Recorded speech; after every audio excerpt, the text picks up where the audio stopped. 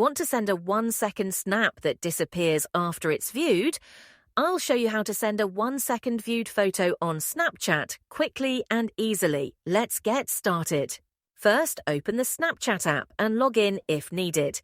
Once you're on the home screen, tap the chat icon at the bottom to open your conversations. Choose the friend or group you want to send the snap to by selecting their chat.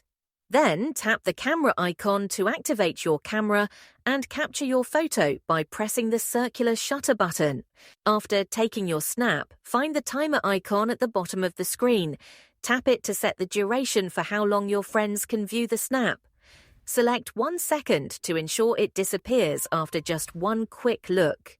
If you'd like, customize your snap with text, stickers, or drawings using the tools on the right side of the screen. Once your snap is ready, tap the blue arrow to send it. The recipient will only be able to view your photo for 1 second before it vanishes.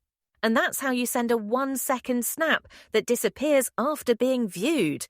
If this tutorial helped you out, be sure to like, subscribe, and turn on notifications for more quick Snapchat tips. Thanks for watching, and I'll see you in the next video.